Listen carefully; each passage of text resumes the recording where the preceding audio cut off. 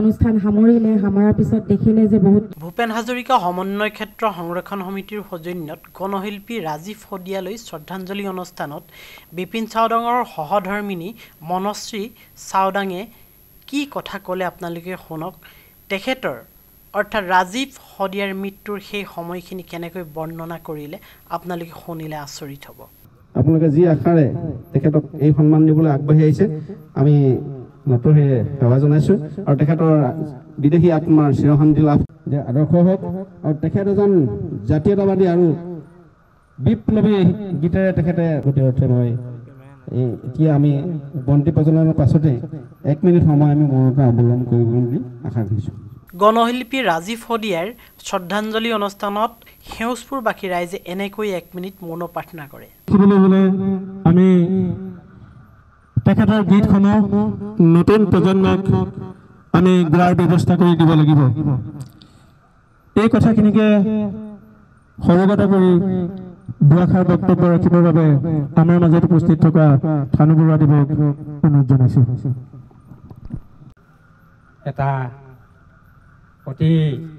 আমাৰ অসমৰ জনগণৰ কাৰণে জাতি মাটি ভেটি কাৰণে যিজন গণশিল্পীৱে আমি ইতিমধ্যে তেখেতক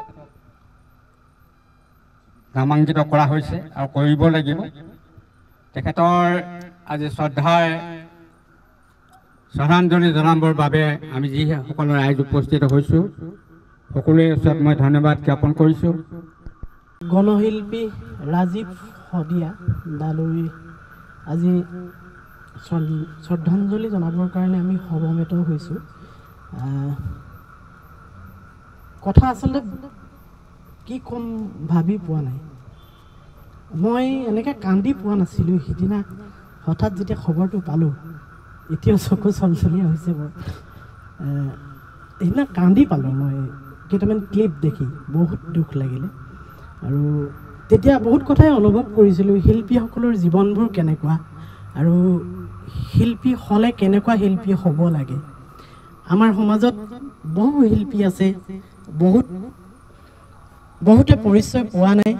বহুতে পৰিচয় পাইছে যাক আমি আদৰি লৈছোঁ আৰু ৰাজীৱ শদিয়াকো বহুতে আদৰি লৈছিল কিন্তু তেখেতৰ মৃত্যুৰ পিছত যিমান আজি পৰিচিত হৈছে তেখেতে জীৱিত কালত সেইটো তেখেতৰ ভাগ্যত নাছিল চাগে আচলতে ভুলবোৰ ক'ত নাজানো কিছুমান শিল্পী অচিনাকি হৈ ৰৈ যায় যেনেকৈ ৰাজীৱ শদিয়া মই নাজানো তেখেতৰ সঠিক উপাধিটো বৌ আছে গম পাব নেকি গগৈ লিখে নেকি ৰাজীৱ গগৈ নহয়নে আচ্ছা ৰাজীৱ গগৈ আমি বহু কথাই নাজানো আচলতে ৰাজীৱ গগৈ কিন্তু লাহে লাহে পোহৰলৈ আহিছে কিন্তু মই এইখিনিতে এটাই আক্ষেপ প্ৰকাশ কৰিছোঁ আমি কিয় কিছুমান শিল্পীক চিনি নাপাওঁ যেনেকৈ ৰাজীৱ শদিয়াক আজি অসমৰ ইটো মূৰৰ পৰা সিটো মূৰলৈ চিনি নোপোৱা মানুহৰ সংখ্যা বহুত বেছি আৰু মৃত্যুৰ পিছত আজি তেখেতৰ পৰিচয় হৈছে আৰু আমি তেখেতক গণশিল্পী বুলি আখ্যা দিছোঁ ৰাইজে গতিকে এই ভুলবোৰ কিন্তু আমাৰ ৰাইজৰ গাতে আছে যেন লাগে কিয়নো এনেকুৱা ধৰণৰ শিল্পীসমূহে যিবোৰে জাতি মাটিৰ গান গাই আহিছে সেই শিল্পীসকলক আমি পৰিচয় কৰাই দিব পৰা নাই যথোপযুক্তভাৱে কিয় ইয়াৰ দুখখিনি হয়তো আমাৰ ৰাইজৰে হয়তো আমি যে প্ৰগ্ৰেমবোৰ পাতোঁ যিসকল উদ্যোক্তা থাকে এই উদ্যোক্তাসকলৰ হয়তো যিসকল মিডিয়া আছে মেইন ষ্ট্ৰীম মিডিয়া সেই মিডিয়াসকলৰ যি পৰিমাণে তেওঁবিলাকক ফ'কাছত আনিব লাগে সেই পৰিমাণে হয়তো নানে গতিকে এনেকুৱা ধৰণৰ ভাল শিল্পীসমূহৰ মানে পৰিচয় ওলাই নাহে সমাজৰ মাজলৈ আৰু প্ৰচাৰ বিমুখ হৈ ৰয় গতিকে মই ভাবোঁ আমি ৰাজীৱ শদিয়া যদিও আমাৰ মাজত নাই কিন্তু ইয়াৰ পৰা এটা শিক্ষা লোৱাটো প্ৰয়োজন কেৱল পাতলীয়া গান গাই পাতলীয়া কৰ্ম কৰি সংস্কৃতিৰ পথাৰত জনপ্ৰিয় হোৱা শিল্পীসকলৰ উপৰিও এনেধৰণৰ দেশ মাটি জাতিৰ গান গাই যিসকলে জীৱনটো পাৰ কৰিছে সেই শিল্পীসকলকো আমি বিশেষভাৱে প্ৰাধান্য দিব লাগে আৰু তেনেকুৱা যদি আমি দিলোঁ হয় তেনেধৰণে যদি আমি দিলোঁ হয় তেতিয়া ৰাজীৱ শদিয়া আজি অপৰিচিত হৈ নৰল হয় আৰু মৃত্যুৰ পিছতহে গোটেই অসমে আজি চিনি পাইছে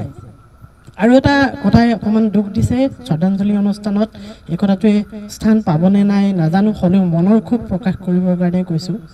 জুবিন গাৰ্গ ডাঙৰীয়াৰ এটা মন্তব্যই বৰ বেয়াকৈ দুখ দিছে এখেতক চিনি নাপায় জুবিন গাৰ্গ ডাঙৰীয়াই একো ডাঙৰ কথা নহয় তেখেত ডাঙৰ শিল্পী আৰু বহু মানুহক লগ পাই থাকে লুকুৱাটো স্বাভাৱিক কিন্তু যেতিয়া কোৱা হৈছিল যে দেশ মাতৃ জাতিৰ গান গোৱা ৰাজীৱ শদিয়া বৰ্তমান নাই আপুনি কি ক'ব তেতিয়া এটা শব্দই খালি বেছিকৈ বুকুত খোজ মাৰি দিলে সেয়া হ'ল ডেন THEN তেতিয়াহ'লে মানে জুবিন গাৰ্গে ক'লে যে দেশ মাতৃ জাতিৰ গান ময়ো গাইছোঁ ডেন এই কথাষাৰে বৰ দুখ দিলে হয় জুবিন গাৰ্গ ডাঙৰীয়া আমাৰ কাৰণে এজন মহান শিল্পী হয়তো আমি বহুতে ক'ব বিচাৰোঁ যে ভূপেন হাজৰিকাৰ দ্বিতীয় স্থান হয়তো জুবিন গাৰ্গে ল'ব বা ল'বলৈ গৈ আছে কিন্তু তেনেকুৱা এজন মহান শিল্পীয়ে এনে ধৰণৰ কথা কৈ দিলে আমাক আচলতে ৰাইজক দুখ দিয়ে বহু ৰাইজে দুখ পাইছে বাৰু আজি সেই বিষয়টো বেছি চৰ্চালৈ নাহোঁ কিন্তু এইখিনিতে মই ৰাইজলৈ অনুৰোধ কৰিম আমি সকলোৱে আচলতে এই সৰু সৰু শিল্পীবোৰক বেছি প্ৰাধান্য দিয়াটো দৰকাৰ মৃত্যুৰ পিছত নহয় আগতেই আমাৰ নিচিনা সৰু সৰু উদ্যোক্তাবোৰে যদি সৰু সৰু শিল্পীবোৰক আমি প্ৰাধান্য দিওঁ তেওঁ হয়তো ভৱিষ্যতে এনেধৰণৰ ৰাজীৱ শদিয়াৰ দৰে অপৰিচিত হৈ থাকিব নালাগিব ঠিক আছে অৱশেষত তেখেতৰ শ্ৰদ্ধাঞ্জলি জনাই এই মোৰ বক্তব্য সামৰণি মাৰিছোঁ ধন্যবাদ বিপিন চাওডাঙৰ সহধৰ্মিনী মনশ্ৰী চাওডাঙে ৰাজীৱ শদিয়াৰ সেই মৃত্যুৰ সময়খিনি কেনেকৈ বৰ্ণনা কৰিলে শুনকচোন ধন্যবাদ জনাইছোঁ আপোনালোকে ৰাজীৱ শদিয়াক ইমান ধুনীয়াকৈ এটা সন্মান জনাইছে আৰু মোৰ সৌভাগ্য মই আচলতে এনেকুৱা এটা অনুষ্ঠান আপোনালোকে কৰিছে বুলি মই গম নাপাওঁ মই অকণমান খোজকাঢ়িবলৈ বুলি ওলাই আহিছিলোঁ তেতিয়া মানে দেখিলোঁ ইয়াত মানুহ গোট খাইছে আৰু ৰাজীৱ শদিয়াৰ ফটোখন দেখি মই ইয়াত সোমাই দিলোঁ গতিকে মই যিসকলে ৰাজীৱ শদিয়াক শ্ৰদ্ধাঞ্জলি জনাইছে মই সকলোলৈকে ধন্যবাদ জনাইছোঁ ৰাজীৱ শদিয়া যোৱা আপোনালোকে সকলোৱে গম পায়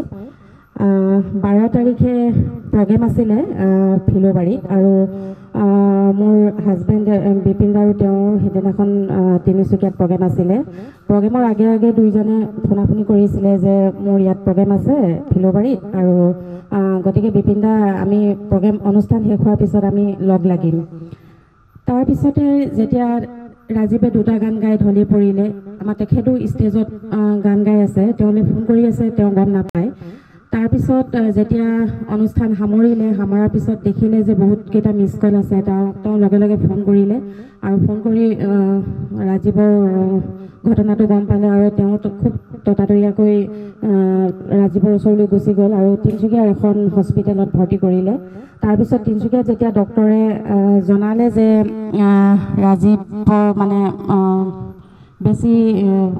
ক্ৰিটিকেল হৈ গৈছে গতিকে আপোনালোকে ডিব্ৰুগড় মেডিকেললৈ লৈ যাওক বুলি ক'লে আৰু তেওঁলোকে ডিব্ৰুগড় মেডিকেললৈ লৈ আহিলে আনি ডিব্ৰুগড় মেডিকেলতো সেই সময়ত ইমান ডক্টৰ নাছিলে বিপিনাই তেতিয়া লগে লগে ছুপাৰিণ্টেণ্ডেণ্টলৈ ফোন কৰিলে আৰু ছুপাৰিণ্টেণ্ডে খুব ততাতৈয়াকৈ কেইবাজনো ডক্টৰ পঠাই দিলে আৰু খুব সোনকালেই চিকিৎসা কৰিছিলে কিন্তু নিয়তিয়ে ৰাজীৱক থাকিবলৈ নিদিলে লৈ গ'ল আমাৰ মাজৰ পৰা গতিকেলৈ ৰাজীৱৰ আত্মাৰ সদ্গতিৰ বাবে আমি সকলোৱে কামনা কৰিছোঁ সদ্গতি পাওক ৰাজীৱৰ আত্মাই আজিৰ এই শ্ৰদ্ধাঞ্জলি অনুষ্ঠানটোত উপস্থিত গণ্যমান্য মাননীয় ৰাইজসকল এই কথা উদীয়মান অসমৰ অৰঙে দৰঙে গীত গাই ফুৰা জাতিৰ মাটিৰ গীত গোৱা এই ৰাজীৱ শদিয়াদেৱ আমাৰ যে আমি তেখেতক থুলমূলকৈ হ'লেও শ্ৰদ্ধাঞ্জলি জনাব লাগে আমাৰ সেউজপুৰ এখন বৃহৎ ৰাইজ গতিকে আমাৰ তুলন গগৈদেৱৰ নিৰ্দেশক্ৰমে এই কামখিনি কৰি যোৱাত এই অভাজনে কিছু আগভাগ ল'লোঁ ইয়াতে সকলো ৰাইজক সহায় সহযোগ কৰিলে তেখেতলোক সকলোলৈকে আমি ভূপেন হাজৰিকা সমন্বয় ক্ষেত্ৰ সংৰক্ষণ সমিতিৰ তৰফৰ পৰা আন্তৰিক অভিনন্দন আৰু ধন্যবাদ তথা কৃতজ্ঞতা জ্ঞাপন কৰিছোঁ এনেকৈয়ে মৰাণৰ সেউজপুৰবাসী ৰাইজে গণশিল্পী ৰাজীৱ শদিয়ালৈ শ্ৰদ্ধাঞ্জলি জনালে।